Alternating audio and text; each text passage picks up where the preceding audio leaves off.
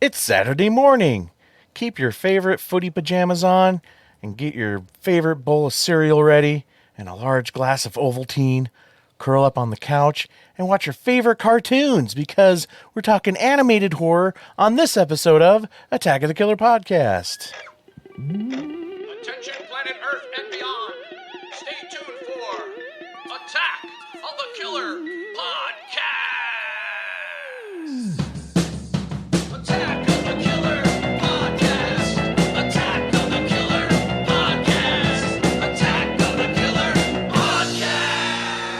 Time for the show. Yay. Hello and welcome, and thank you for tuning in to episode 288 of Attack of the Killer Podcast. We're going to be doing animated horror on this show. So we're going to be talking about different horror films that are done in complete animation. We like cartoons. Cartoon time. Yes, that's right.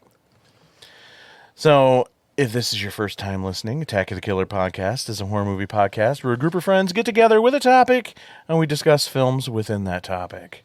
Now we're all just friends hanging out, having a good time, talking horror films, and so there may be spoilers.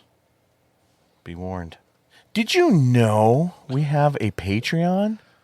That's right, we do. That sounds cool. It is cool. Although, we don't like to call it Patreon, all right? See, we're a normal Patreon, connects content creators with their existing fans. Ours is so much more. Supporting our show, you become an attacker. And when you become an attacker, yeah, That sounds neat. it is neat because when you become an attacker, not only do you get more content than most other podcasts out there, you also become part of the Attack of the Killer podcast family. Your support helps keep the show going and growing, and we are so grateful that we want to thank you with a bunch of stuff. Get you more Attack of the Killer podcast in your life. You can get such a massive amount of content, such as early access to the show, bi-weekly bonus episodes, our YouTube shows, video updates, killer critiques, Insane Mike's 1 Minute Top 10 list. I heard that's a cool show. You can get exclusive invites to our monthly horror hangout, our watch parties, even our chat called Attack of the Killer Chat. How clever. You can get your own membership card, certificate, sticker. You can get your own Attack of the Killer podcast t-shirt. You can even get original art by me where I draw you as a monster of my choice. It's called Mikey's Monsters. That's a lot of stuff. It is a lot of stuff, but there's more. You can even get shout-outs like on the website and on the show. What? Just like all of these amazing attackers that Tad's going to tell you about right now. We have Timothy Lennerer, Roman Doppelfeld, Larry Watanabe, Brett Royer, Seth Key, Jessica Irish, Chris Cook, Brian Godsell, Stephen Sitter, Brandy Moore, Andrew Moeller, Rod Hutchinson, Carmen DeHague, Abraham Arellano, Jacob Book, Andrew Bentler, Casey Kelderman, Tony Miller, Mike Clayton, Rose Telshoma, Marcus Rude, Abe Kirshner, Lisa Cavalier, Holly Berg, Emily Randolph, Bill Fisher, and Greg Dietrich. Our newest one. Woo! Greg. Newest attacker, but old friend That's and supporter right. of the show. Thanks, Greg. Yes, thank you. Love you. All you guys. So go to the website, jointheattackers.com. There you can pick the tier of your choosing and become an attacker today. That website again is jointheattackers.com. And now it is time to introduce you to the podcast crew. He was part of a global peace campaign to bring American culture to the Middle East. He decided the Flintstones would be a good start. However, the people in Dubai didn't get it, but the people in Abu Dhabi do. Jason. Oh my God. You haven't stretched that hard for a pun. And hey, everybody, thanks for tuning in. My goodness. He's currently investigating the murder of a really bad animator. It's a hard case because the details are really sketchy. Tad. Hey, guys. That one wasn't as much of a stretch at all. He's really into Canadian animation lately, but he calls it Andy. Hey everybody, thanks for listening. Poser. Oh my goodness. So we here at Attack of the Killer podcast work really hard to provide you the best entertainment that we can provide. But what entertains us? What do we like? Let's find out. Here's Tad with what we watched.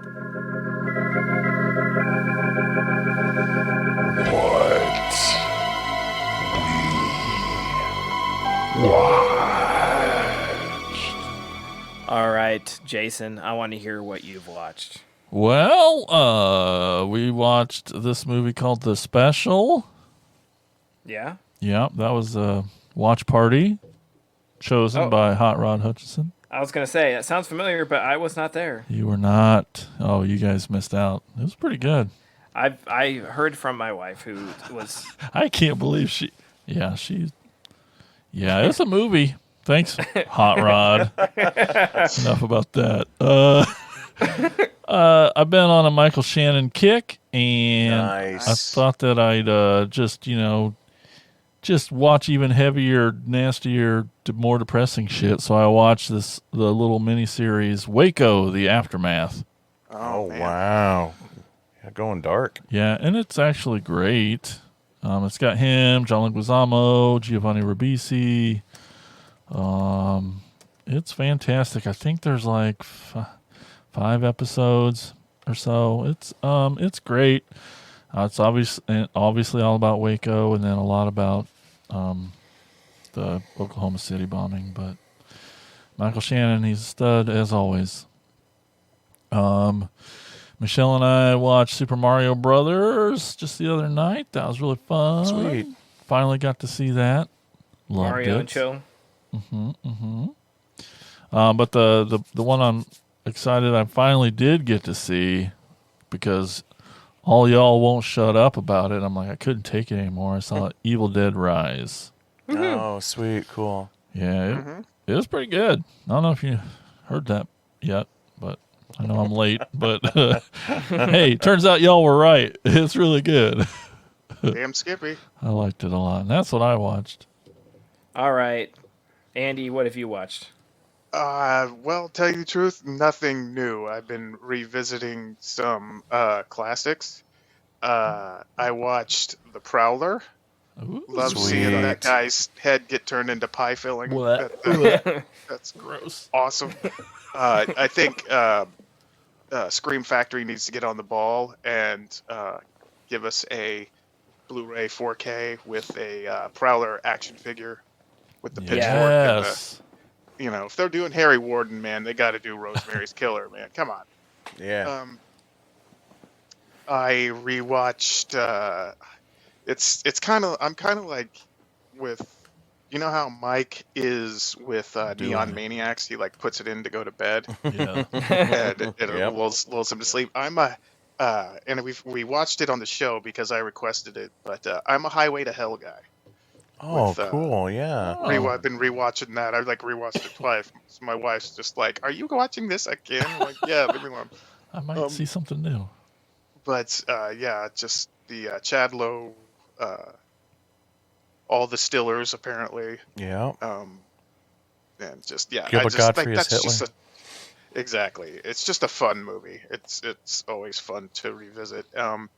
I also watched with my wife the whole series of the Muppets Mayhem, which is Oh, cool. just wholesome and adorable and a lot of fun. Muppets rule. Huh? Muppets rule. Oh, of course they do. Yeah. It gives a lot of backstory about the band that you never knew about. And let's see. I've been catching up. I'm all caught up with Yellow Jackets, and that show is just so fun. No spoilers because I'm 2 weeks behind on it. 1 week Oh, okay, behind yeah. you. No, I won't say anything, but it's still got me. It holds me captive, each episode. Plus, nostalgic '90s stuff is, always good stuff. Hell yeah. Let's see. It's not a movie per se, but I did watch a performance because for my wife and I's anniversary, we went to a live showing of Whose Line Is It Anyway? Ooh. Oh, lucky. And yeah, and Ryan Stiles was there. Oh, man. Yeah, it was hilarious. It was such a good time, and the guy that kind of has like the high pitched voice, I believe his name is Greg Proops Yes. with Yep. the glass. He was there, Oh, I love And- him Love the too. Proops. and Joel Murray, Bill Murray, Oh, Right. interesting. and it That's was awesome. it was a blast. It was awesome. Was Colin I Mockery will there? say though? this. No, he was not, Oh. and they made fun of him for it. Good. That was funny too. They, they did all the classic skits with the pause, and let's see, they did a hoedown at the end as an encore, which was hilarious. But yeah, Ryan Stiles, never a dull moment with that guy. He's still just as awesome as he ever was. I saw. It wasn't Whose Line Is It Anyway, but it was a 2-man show tour of Colin Mockery and, gosh dang it, one of the other guys. Wayne Brady? Not Wayne Brady. One of the other fourth seaters that usually is there quite a bit. I wish I could remember his name. I don't. But it was an amazing show. But the greatest improv game ever is the most dangerous improv game in the world, where they they blindfold themselves. They play the alphabet game, where each sentence they go back and forth, and each sentence starts with the next letter in the alphabet. And laid across they're barefoot, and laid across the entire stage is like 200, 300 mouse traps. And then dangling from the ceiling on strings is about another 50 or so mouse traps. And you don't even hear what they're saying. It doesn't even matter what they're saying. They're doing this bit, and it's just so freaking funny. And when we saw him, like, Colin would cheat, he'd lift up his mask and take one of the mouse traps and throws it at the other guy. It's hysterical. You can see some of the clips of this game on YouTube from other performances that they've done. They've come to like Des Moines and pretty close, and it's like never worked with my schedule, and it's just always killed me because I want to see them live. I will say this is when they came out there, and I'm pretty sure this is part of their shtick, is that all the surrounding states that they say they have to go to, like later on, they're throwing them underneath the bus. So I'm sure like like Greg Proops came out there, it's like, it's good to be in Omaha, Nebraska, because we got to be in fucking Bismarck tomorrow. He just goes, which makes Omaha seem like Paris, France. So I'm pretty sure, like, once they got out of Omaha, they were just like, yeah, we were just in fucking Nebraska, Right. But Yeah. a fabulous show, and a great way to celebrate my 4th anniversary. So, with the wife, ate That's a great awesome. Omaha steak, which was very tasty. In Omaha, an Omaha steak. That's right.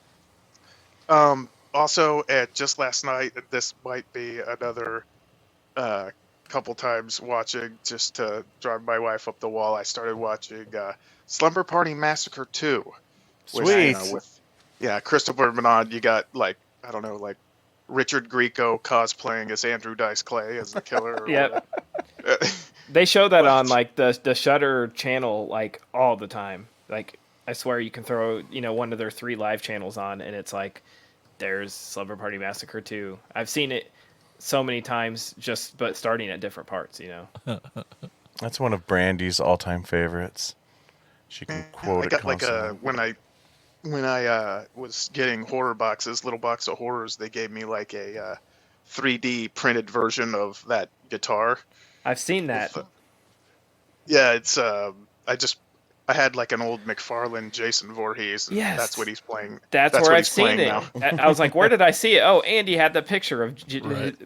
Yeah. his action figure, Yeah. an action figure playing it. I'm like, where the fuck did you get that? Yeah. It was just, I thought it was so cool. I was just like, what a, very unique, little trinket. It's just like, that's awesome. I'm definitely displaying that. But Like anyway, 20 that's what I watched. like 20 years ago at our mall, some dude bought out like a bunch of video stores, and he'd travel with like his tapes and bring them as like a flea market type thing for a weekend. And Nice. every day they got, he knocked the price down. So he came on like a Friday or something and would leave like on, Sunday night was the last night. So like the first day it was like regular price. Second day was like half off the tapes. And the third day it was like 75% off, but you risked losing, the good stuff. Cause this was like Yeah. I mean, DVDs might have been just coming out, but VHS were still, they weren't a niche, like cool thing Yeah. like they are now. That was just the way you still watch movies. And I remember finding that one, and obviously they were like so dirt cheap. I was just grabbing everything horror, and I had never seen it, but the cover alone, I was like, "Oh, this is awesome!"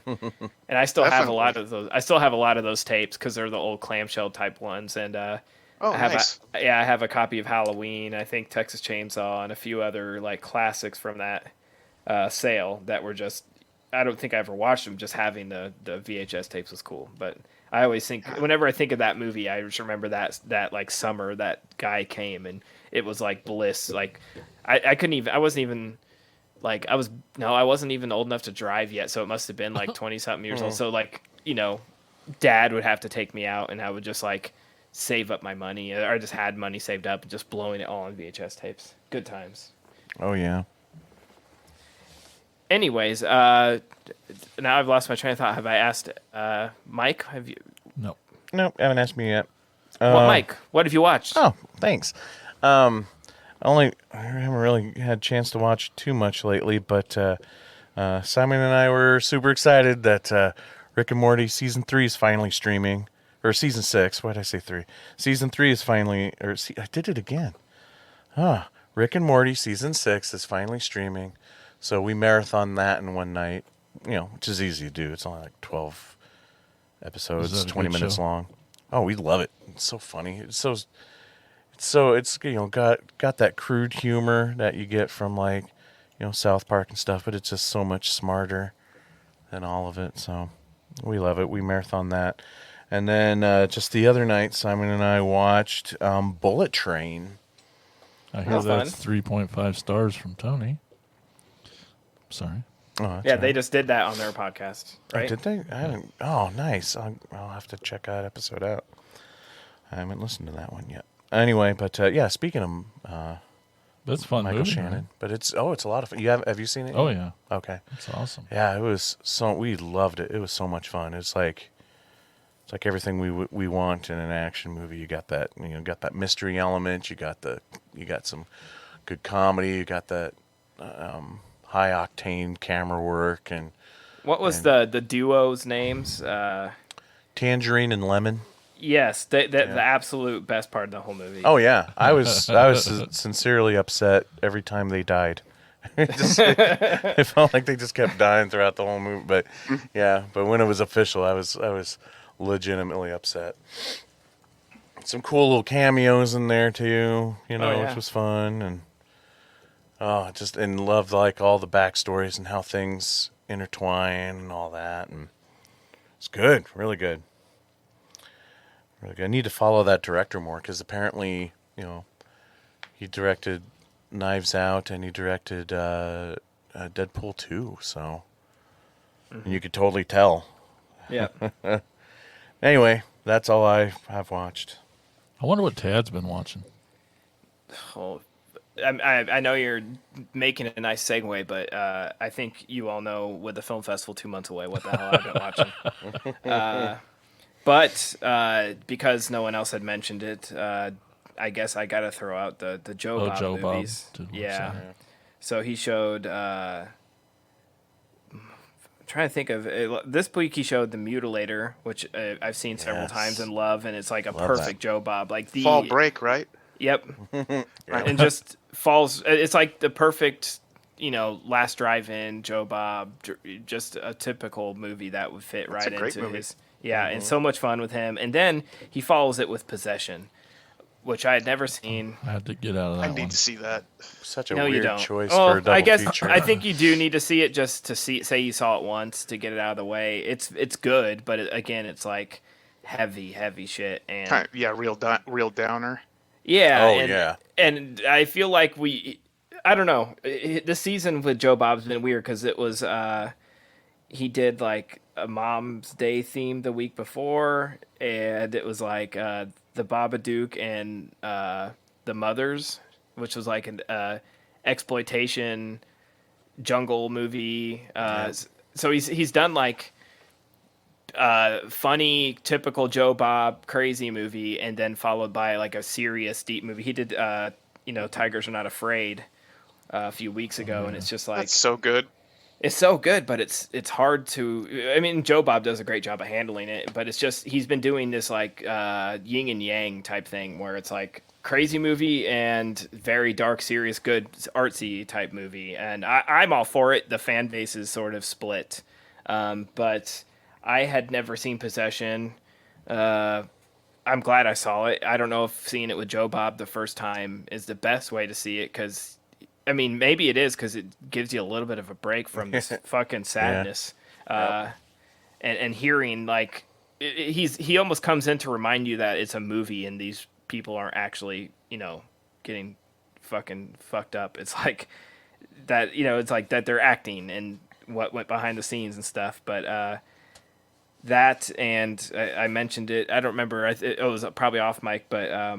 Watched Serial Mom at the Capitol for Mother's Day weekend, and got to see our old friend Brett from Brett and Tony the Ash and Abe, and props to him for bringing his mom to Serial Mom.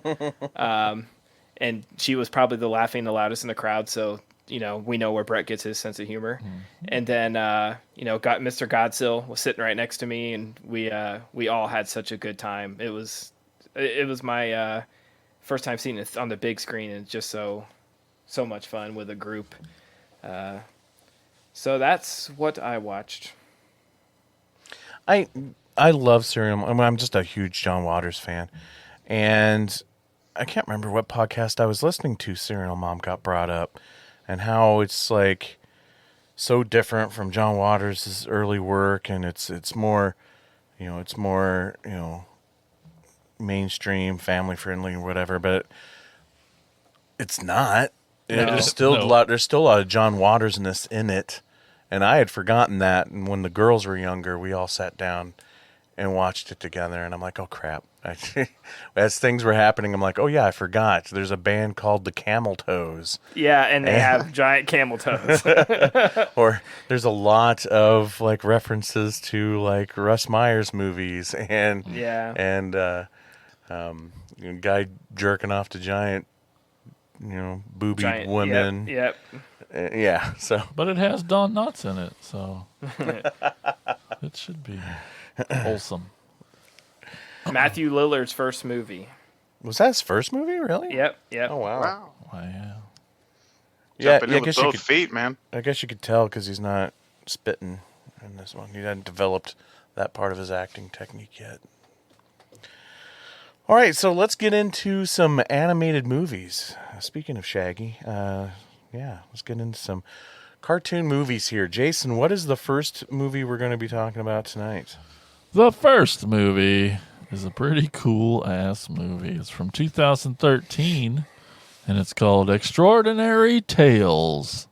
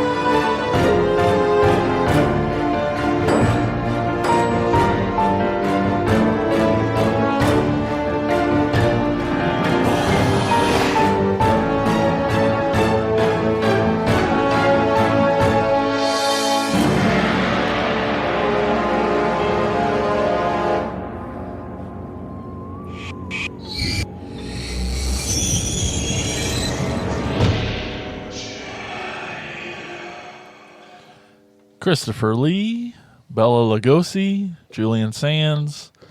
They narrate 5 tales adapted from Edgar Allan Poe's stories. I hadn't seen this before, and it was great. Some dates say 2015, the release. But it's an animated film, and it's Guillermo del Toro's in it as a narrator. It's got everybody. I didn't even know these guys were still alive. Rest in peace, Julian Sands. Did they Because he went missing, I believe, when he went hiking. Did they finally Yeah. find him? No, but that, you know, I mean, Okay, the yeah. idea, they haven't found him in like 4 months, so yeah. I Not think good. he went missing like shortly after he was at Texas Frightmare because I saw him there. So Ooh. It's a neat little anthology. There's a really cool little wraparound with this little raven at this graveyard, and I believe all 5 the animation's different in all of them. Yeah, which is one of the things I really Yeah. liked about it is the different animation styles. Agreed. So cool. Very cool. Have any of you guys seen this before? Nope.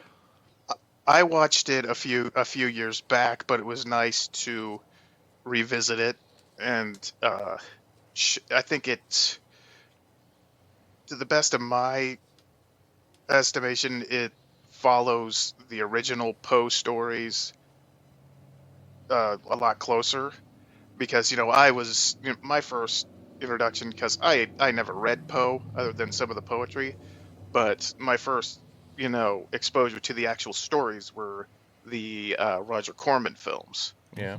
and they don't really exactly follow No. the stories to the T, and I'm assuming that these true. do, because they're vastly different. I mean, they're similar, but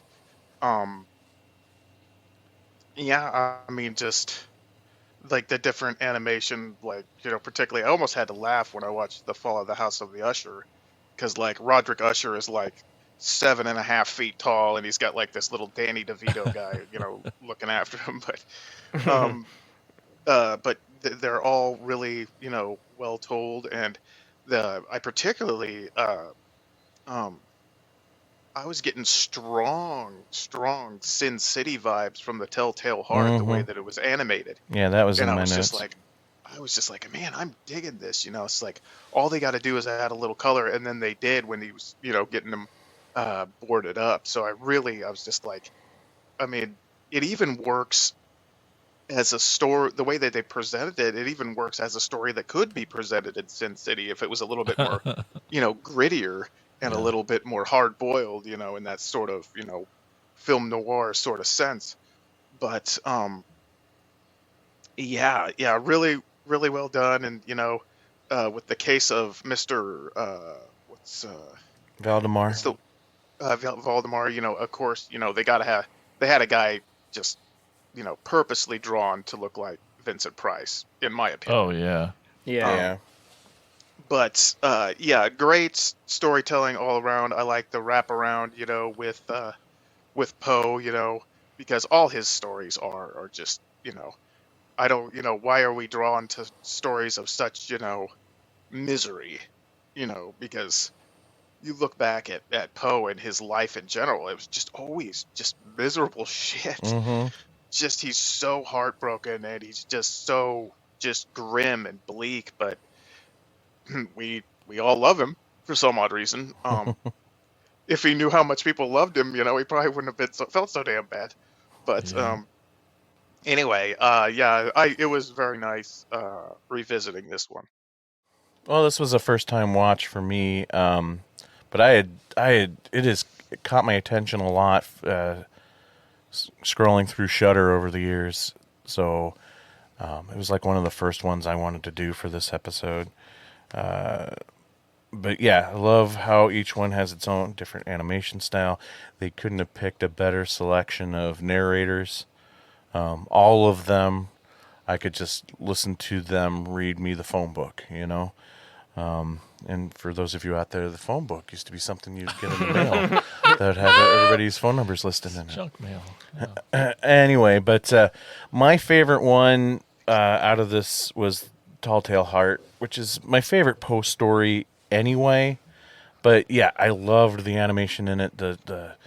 Just the sharp contrast of black and white was so gorgeous. And yeah, me too. Definitely gave me Sin City vibes. And I liked how they used old Bela Lugosi footage of him reading You could Telltale hear the Heart as cracks the and narrator. pops from the vinyl, like it was What's- coming from a Victrola or something. Which Oh, is yeah. so cool, so cool. Very cool. I thought it was a little off-putting at first because of the contrast and how clean looking the animation was versus the pops and crackles and just the bad audio of the Bela Lugosi stuff, but definitely grew on me and ended up really liking it and do appreciate that old-timey sound with that audio and just hearing Bella just get into emotionally get into those scenes there towards the end when he's freaking out about hearing the heartbeat and stuff. So good. So the facts in the case of Mr. Valdemar, that's the one that was narrated by Gillian Sands. It starts off with like these comic book frames at the beginning. Yeah. Was it just me, or it's probably just me because I have to turn everything into George Romero? But this almost felt like a George Romero tribute to me because that beginning really felt creep showish, and the facts in the case of Mr. Valdemar is the same Poe story that Romero did in the movie Two Evil Eyes. Well, of course, I mean, we all knew that. So I don't know. I don't know if it was a tribute or not, or I'm just going to tell myself that it was. Because everybody should be doing a tribute to George Romero. But yeah, it's a great movie. So glad to finally get to see it. Yeah, first time watch for me. Really don't have too much to add. I mean, I just I mentioned earlier in what we watched. I've been watching a lot of Snake Alley shorts, getting ready for the festival. So it's sort of already in that mode of like this feels like a bunch of short Shorts, animated put together, but it feels cohesive as well because it's not jarring that they switch animation styles from one to the next because they're all like it's like if I don't dig one, another kind is it's something else. And I love seeing all the variety and seeing interpretations and the voices, and just it felt like a cool old like something you'd throw on in October. It'd be like really light some candles and get the atmosphere going and throw this It's on. some cider. So, yes, and I mean, like I said, not much else to add. I really enjoyed it. Really cool. The 5 stories were The Telltale Heart, The Pit and the Pendulum, Fall of the House Usher, The Facts in the Case of M. Valdemar, and The Mask of the Red Death. And did you know Roger Corman was in it? Was in this? I Oh, remember was he? him seeing him Yeah, listed as. He played Prince Prospero in The Mask of the Red Death. Oh, okay, cool. So that's neat too. But oh man, Christopher Lee, he could just whatever he wants. I know, right? Oh, listen. So good. And like you said on Shudder, definitely should check it out. While watching this, I just kept thinking like Andy could just narrate this whole thing. They could have saved themselves. I know. He had it. Just in character from one to the next. Okay, read this one as Christopher Lee. Okay, now we need a Bela Lugosi. You could just nail it, yeah. I don't drink wine. See, there we go. Tad, do you have any Actually, trivia? I'd rather say Karloff. Fuck you. There's a little bit of trivia during the Pit and the Pendulum segment, and this might not even be. This isn't even like an Easter egg. It's pretty apparent. The hole that forms in the floor of the narrator's cell is in the shape of the Blaze pendulum, which is sort of cool. But that's literally the only like real. The other stuff that they listed as trivia is just like this was narrated by this person. Like, well, yeah, we know that it's in the credits. So What I would like to know would have made good trivia. So anybody out there that knows this, put it in IMDb. Where that original Bela Lugosi audio came from. Like, was it recorded for like some album or like an old radio show or something? I don't know. It'd be cool to learn where that came from. I know I've heard Christopher Walken recite the Raven. That would have been nice for this one. Was it really him, or was it you looking in the mirror as Christopher No. Walken? Right. No, I've actually heard him, recite it. Knowing and he's- you, it was probably live too. You saw him at some random thing. Some Yeah, No. podcast. yeah, some film fest, and they brought him as a guest, and he read poems. You're the last person to see Julian Sands alive, so Oof. Well, there was a few other people at Texas Friday. Yeah, I was gonna say, is the police Suddenly, the interrogated paper you wrapped yet? as if someone gently tapping. Tapping at my chamber door. Oh my goodness. Okay, let's move on. Yes, please. All right, Andy, what's the next movie? Okay, yeah, I'm Uh-huh. probably gonna need a little bit of help describing this one, but this one is called The Spine of Night.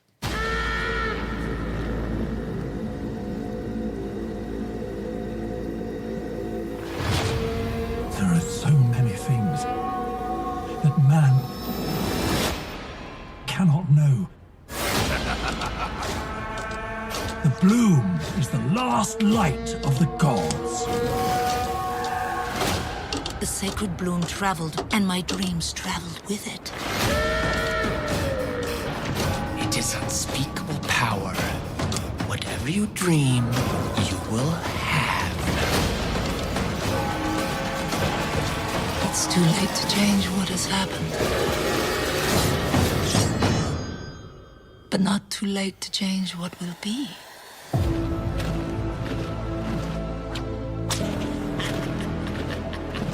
Why bring me here? We all have masters to serve.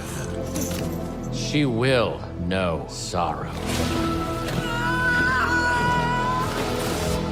Our people have suffered long enough.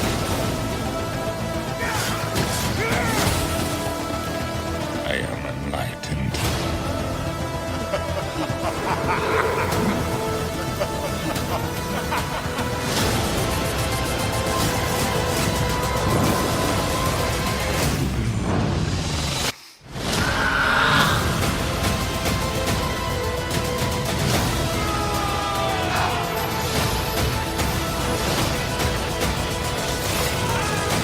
I will not let you do this! This night is not yet done.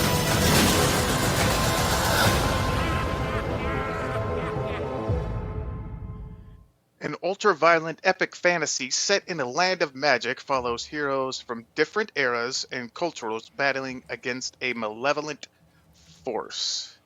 This has the voice talents of Lucy Lawless and Patton Oswalt. This particular animation is probably just me personally, my favorite kind, because it reminds me a lot of heavy metal and the way that was Yeah, that style that was rotoscope done. animation. You know. Exactly. Yeah, it's kind of it's my thing.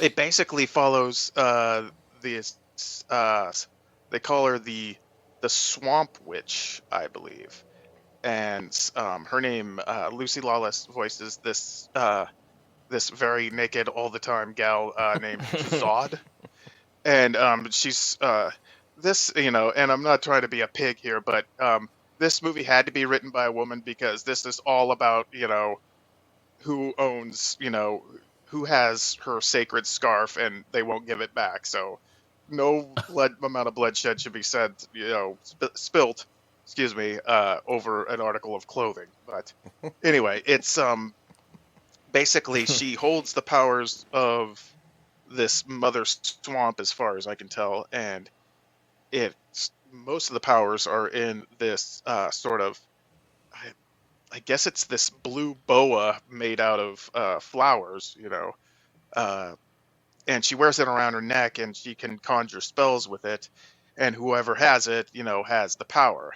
And originally, she's helped out. What was the guy's name? Was it the Guardian, who Yep. helped her? Richard. Right? Yes, and who eventually turns on her and steals this steals her scarf, and yeah, this is very, very hard to describe, so you're gonna have to bear with me. And basically rules the land, kind of like that. It's just it's your typical you have to defeat the evil overlord that betrayed you, and you got to come back and take the power back, because the power in the wrong hands is just absolutely awful. But this has got a heck of a lot of bloodshed in it. It's got like this priest that just reminded me so much of oh god, his name escapes me now. The guy from Swedish dude from Blade Runner. Rucker Hauer. Yes, the priest guy with the long fingernails in this. He Okay. reminded me of Rutger Hauer. Oh yeah, okay. But lots of blood in this, and it's like I said, it's my my kind of animation, and it reminded me of a lot of the animated movie Fire and Ice, Yes. which is Yeah, and I it's felt that too. yeah, and it's that it's very and I love like Frank Frazetta's artwork, and stuff like that, like because he's responsible. When you think of the image of Conan the Barbarian, you immediately go to Frank Frazetta's artwork that he put on all those pulp novels, which I have. I should probably show those off sometime. But yeah, it's a very interesting story. I feel like you need to watch it a second time though to really maybe grasp what's going on a little bit better. But I enjoyed it. I just wish I could kind of track what's going on a little bit better than I did the first time. What do you guys think? I liked the animation style. I loved that there was lots of gore, but this like fantasy type story is not my thing. I think that was the only downfall for me, was just like this time period in this world that they put it in. It did not interest me, and it's whether it's live action or this. I don't think I don't recall, but I don't think I was very complimentary of heavy metal. Just not my style. It makes me think of like, I don't know, like Dungeons and Dragon people, and I don't know, a little bit of Road Warrior, but Mad Max, but just not my thing. Not a bad movie. I mean, it's actually pretty cool visually. It's just not my It's thing. well done. Yeah, very well done. Like you said, with the animation style is really cool, and it does not shy away from getting nice and violent, which was cool. I just think that the time period and the story just did not do it for me. For me, I liked so I like fantasy films a lot, and the animation's cool, even though it's it's a little cheaper version of heavy metal animation wise, but you get used to it pretty fast. It's neat. Super fucking gory. I mean, they're just cutting people in half and showing it, and ripping faces off and shit. It's awesome. Male nudity too. Yep, lots of little animated penises. Yeah. Yeah, Jason and I were talking about this yesterday, and like I said that I feel sorry for the guy whose job was to animate all those swinging dongs 24 frames per second. But I guess how I would, I mean, I'm sure so it's a really good world builder. It's it's super nerdy in its fantasy and lore, but oh man, to the guy off the street, which is me, also like it's way too much. I can't, everyone's just got the weird names and the weird lore, and you're just so fucking nerdy that I can't fucking stand it. It's so it comes off like way overwritten, it's like it's not meant for consumption by any means for any kind of a lot of people. Like, I'm sure it was a great book or could be a good fantasy book, for people who like that, but it is way over there on content being too much. I'm trying to be nice. I'm sure people love this movie. I like it. It's just way too much, way too overwritten for me. Yeah, I too love the rotoscope and animation. Some of the stuff that you see in Heavy Metal, Fire and Ice was mentioned. But this isn't Heavy Metal or Fire and Ice. I didn't hate it, and I'm not angry at it. No. There's a lot that I liked. I personally feel like the animation style is great. The art itself felt lazy at times. Like, when you see so they also try to, it almost feels like it's a singular story, really, but they also try to give it like an anthology feel to it, because the Swamp Witch is talking. I don't even know who this other guy is with the rotted face that she's talking to throughout this whole movie, and then Basically, the Indiana Jones and the Last Crusade guy protecting the flower. I guess. Yeah. That's what I got from it. He's the guy protected the Grail. See, and that kind of goes into what Jason was saying too. It's like where it's overly written, but still not connectable. You just go so hard at the lore that you forget it's something for normies, or it's not. I don't. That's okay. It doesn't have to be for everybody, but it's not for everybody. There's just not enough within this world that is connectable to keep me interested enough. I mean, all that blood and guts? The blood and guts definitely kept me interested. But here, I'm sitting here trying to explain who, this almost wraparound type of thing going on. And I can't, because I don't know who this guy is with the rotted face that the Swamp Witch is talking to. They would talk for a while, and then it cuts back to the storyline. And I feel like they do this because there's no continuing main characters in this movie, because once we get invested in a character, they get killed off or something else happens. Anyway, can we all agree that when Patton Oswalt's character shows his face after he gets burnt off, that looked really awesome. That was pretty awesome. But what I was originally, like an hour ago, what I was trying to say was that no, I'm making fun of myself because I keep going off on other tangents. But as far as like the art itself in this, when you first see this guy, he's wearing some kind of mask, and it is like the least detailed mask-looking thing of all time. It's like 4 lines draws this mask, and there's no detail in it, and that's the kind of the stuff that bugged me. I mean, there's moments where I feel like the animation was great. My favorite part of the movie are those, I don't know who they were, but I'm calling them the bird people.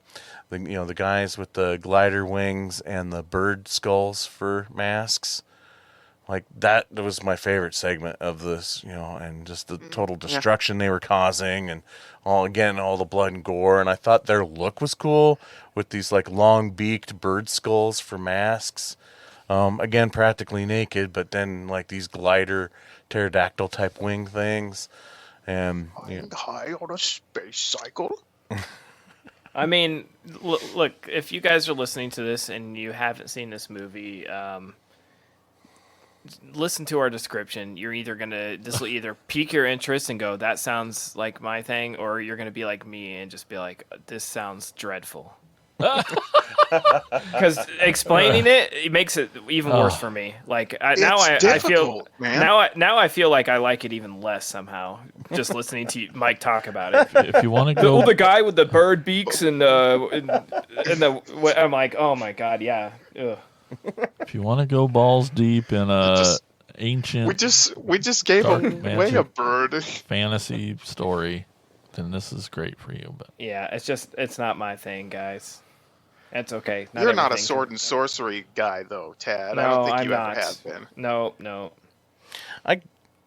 I'm watching it. And I was actually almost nervous putting it on the list in the first place.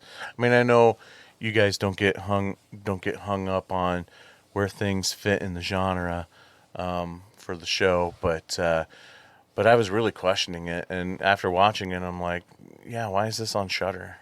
what? It's the Lots of goriest gore thing and we blood, watched. yeah. It's the gnarliest thing on there. Well, yeah, gore isn't always horror. Did so- you just say what you? No, it's not. You get hung up on those labels way more than the rest of us. Yeah. Yeah, Just after always this more. This might be more of a thriller. See? Okay, so what trivia You brought do you it have? up. You brought it up. What trivia do you have for this one? Just one little thing again. Due to the small crew that included a maximum of only 4 animators at any given time, The Spine of Night took 7 years to make, and felt like 7 years to get through. Wow.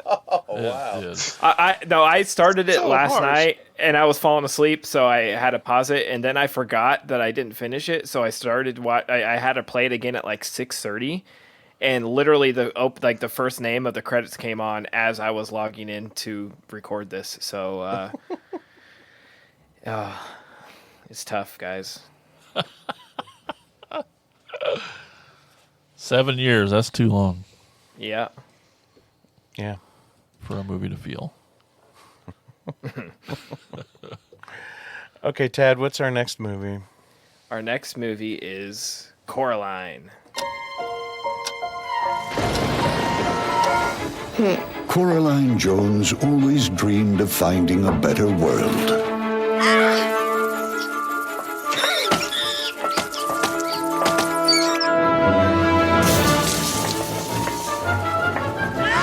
A world more exciting than this.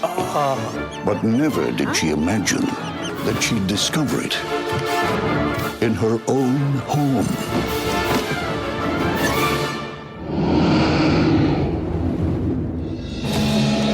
A parallel place We've been waiting for you, Coraline. where parents are always fun I love your garden! Can't believe you did this! and everything is so good What's shaking, baby? it just can't be real. Mom? You're just in time for supper, dear. You're not my mother. My mother doesn't have... But... Buttons? Do you like them? I'm your other mother, silly. You probably think this world is a dream come true, My name! but you're wrong. You do like it here, don't you, Coraline? You could stay here forever. There's one tiny little thing we need to do. Black is traditional. She's got this whole world where everything's better, but it's all a trap. You may come out when you've learned to be a loving daughter. From Henry Selick, the director of The Nightmare Before Christmas, comes a world of extraordinary imagination. Spooky secrets Who are you? You're in terrible danger, girl. and daring discoveries. I still have to find my parents. To set them free? This year, when adventure comes knocking, Choo-choo! there are some doors that should never be opened.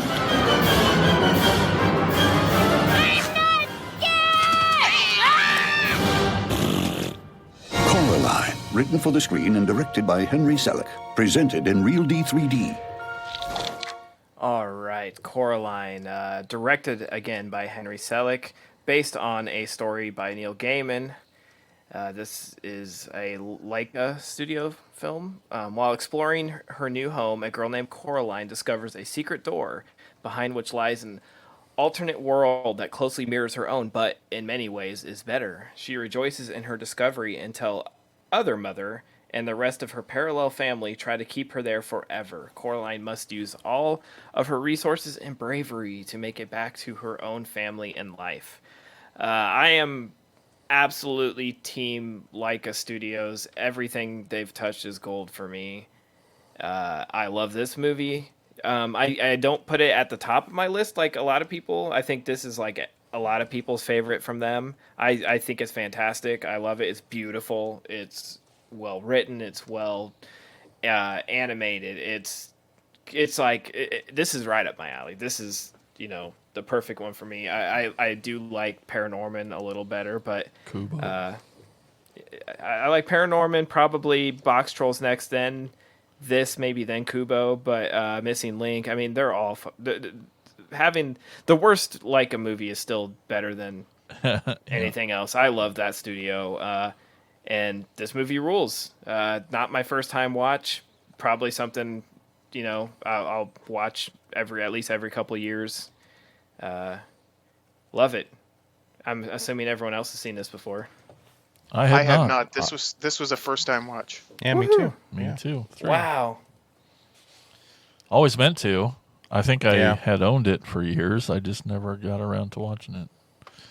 So really happy to this time. Man, the fucking animation is so good. Yeah, it's gorgeous. Yeah. Like I could. Yeah, it was such a great watch. Just such a cool style, man. Mm-hmm. Dakota Fanning was great. Ian McShane, Keith David, those baritones. That's what I was going to say. The killer cast, too. Yeah. Terry Hatcher was awesome. John Hodgman. It's great. Yeah. I loved it. This is a Neil Gaiman story, right? Yes. Right. Yeah. Yes. So that's also really cool. Also, another reason why it's like weird. I've never seen this before.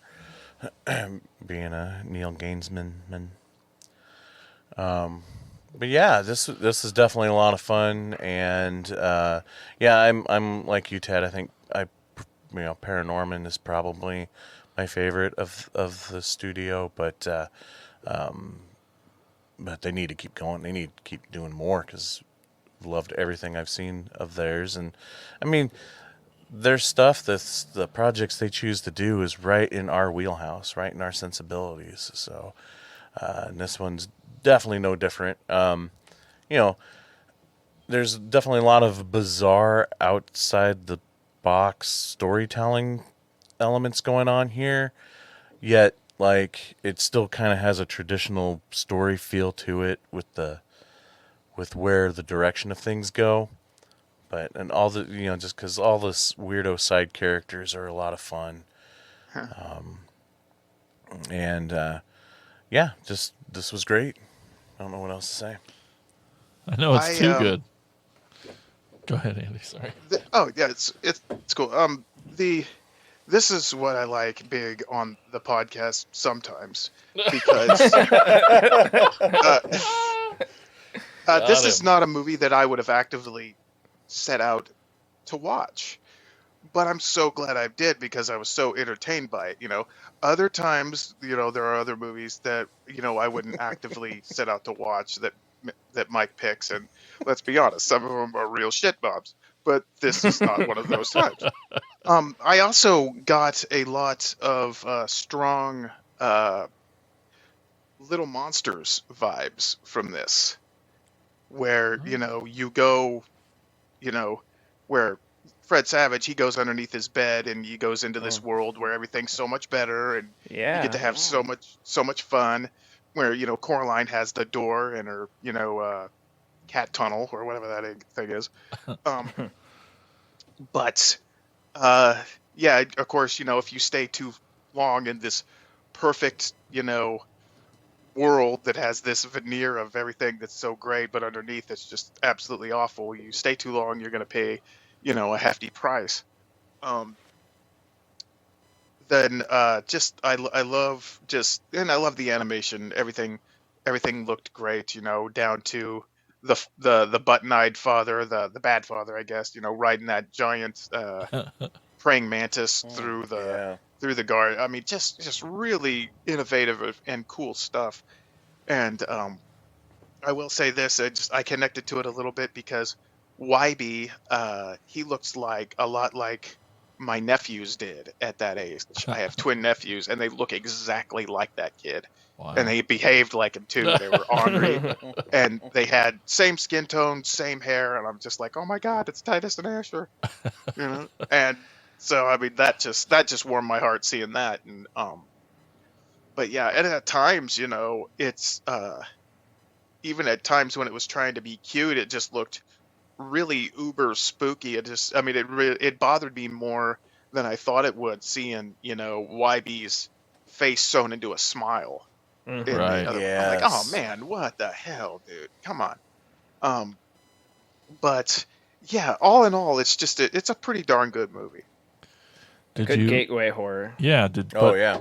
But is this one even less horror than the last one, Mike? Do you worry about this one? No, I feel like it's come there. on. No, This one, but not the other one. With all the dude, she's being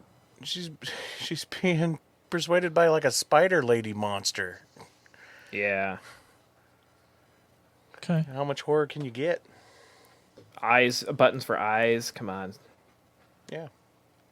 Yeah, you want to stab needles into a child's eyes and keep her there. I'm just saying, like, this Spine of Night was definitely just far more fantasy. That's all. Oh, definitely. Yeah. Cool. What trivia do you have for Coraline? Well, there's quite a bit on this one.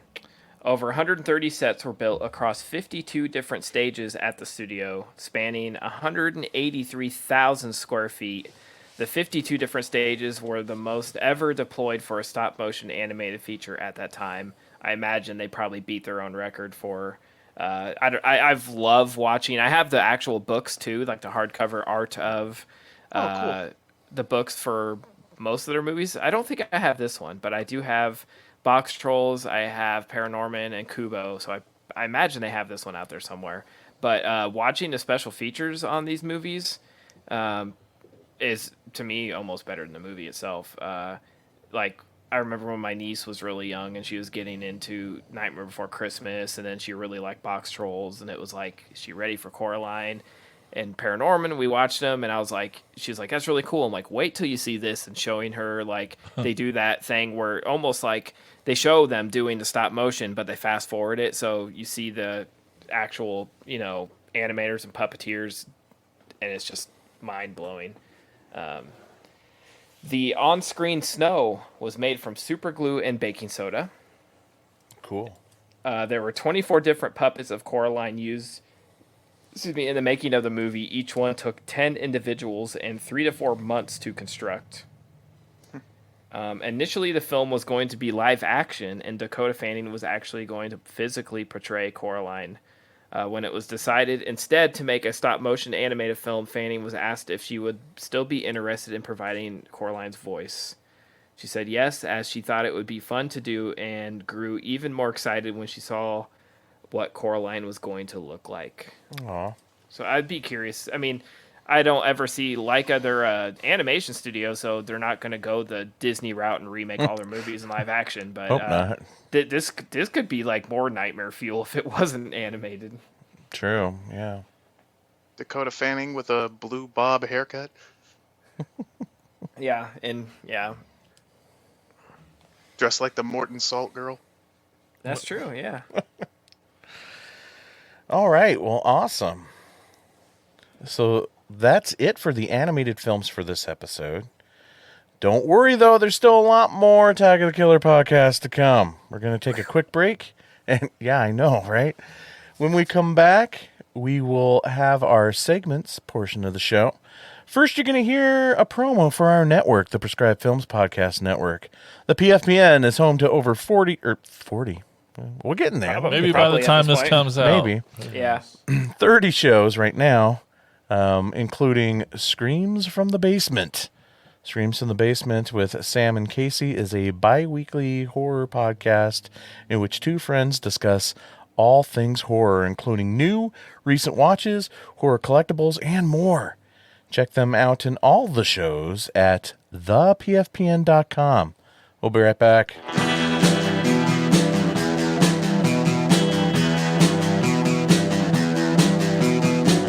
You're listening to the Prescribed Films Podcast Network, home to hundreds of hours of free podcast entertainment.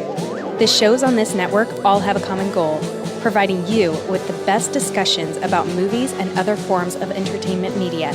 The PFPN hopes to fill your earholes with audio joy. Visit our website with links to all the other amazing shows at www.thepfpn.com. Thanks for listening. Welcome back to the show. And now we want to hear from you guys, the listeners. Here's Jason with shout-outs. It's time for shout-outs! Shout-outs! Shout-outs! Shout-outs! Shout-outs! All right. Well, this time we decided to ask just the Attack of the Killer chat. I mean, we planned it for weeks. I was going to say, let's put it out there. You go ahead and lift a curtain. Me, dropped the ball and forgot to post about it over the weekend asking. So, yeah, let's move on, Jason. I was trying to. You're the one that... Jesus. Anyway, so we had some folks in the Killer chat. They gave us some of their answers. We had Abe. He says Wolf House was a pretty trippy Spanish animated horror. I've never seen Wolf House. No, I can't remember what it's on, but it was on my list of possibilities for this episode. He said the story was confusing, but visually amazing. Sounds perfect. He also says, and if no one said it already, Mad God deserves some love. Love Mad God. We got old Hot Rod Hutchinson. He says, Nightmare Before Christmas is my favorite, but Night of the Animated Dead wasn't too bad. Nice. I was looking for that one, couldn't find it. No. Yeah. Have you seen it? No. Oh. I hesitate because there's like 3 different Night of the Living Dead animated films, and I'm trying to make sure I know which ones are which. And then that Tony guy, he says, Frankenweenie, fight me all day on this. Okay. Frankenweenie rules. I just want to fight him. It totally does. And then a lot of distraction, Tony being all mouthy later. That's pretty much it in the chat. Oh, no.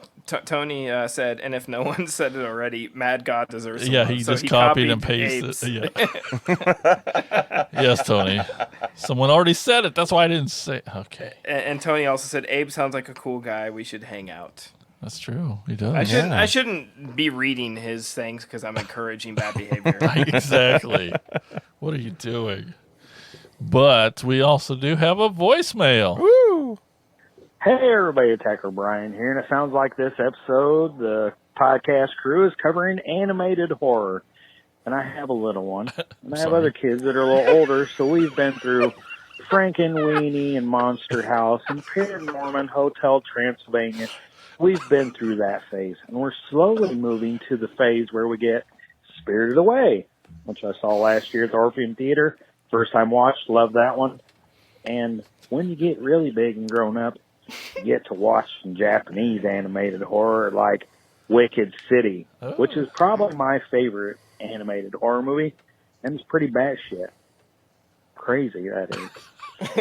Enjoy some animated horror with your kids? Maybe not Wicked City. Maybe some Paranorman or Monster House. Something along those lines. And take care. Bye-bye. Oh, Godzilla, I'm so sorry. You ruined a good moment. I did. I'm so sorry. Anyway. What we do. Exactly. Welcome to Attack of the Killer Podcast. Yeah. And you, too, can get made fun of. I mean, get your voicemail played on the show. You give us a call, 415-952-6857. That's 415-95-AOTKP. Leave us your voicemail. We'll play it on the show. There may be commentary. There may not be. And that is shout-outs. But we're not done yet.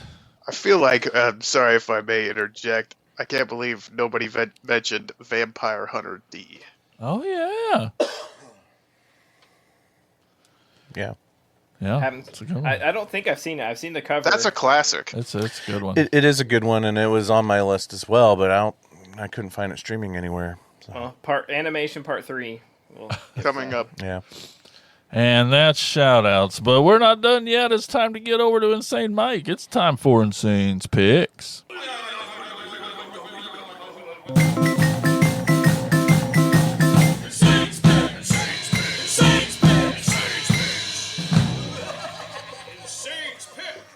Welcome to Insane's Picks, as we continue our journey of Insane's Picks films outside of the horror genre.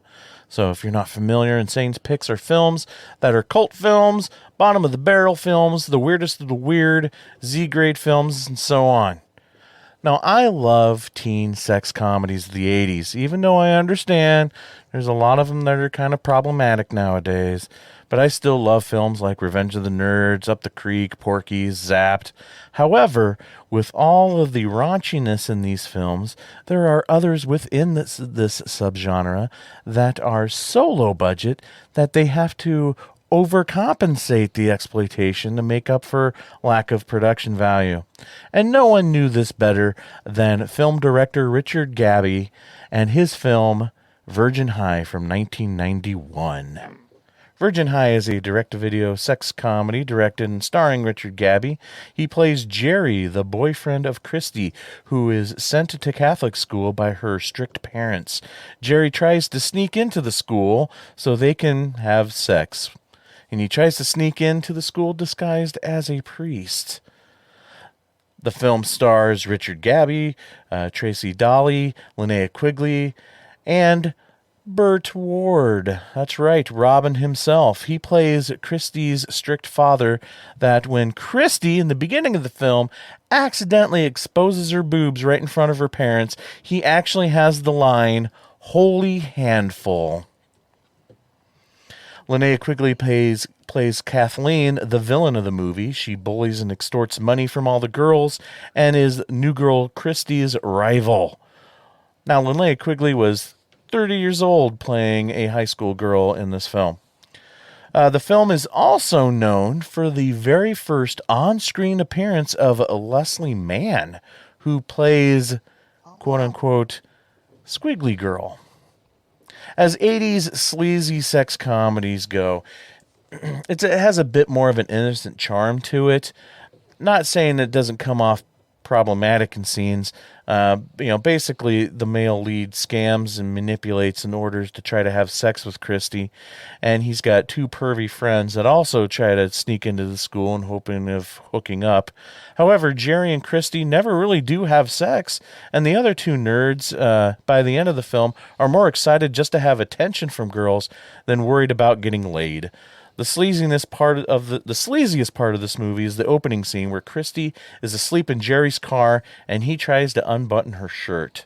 So that one's a scene a little bit hard to get through. So, but if you can get past that, the rest of the film kind of comes off pretty innocent as far as teen sex comedies go. That is.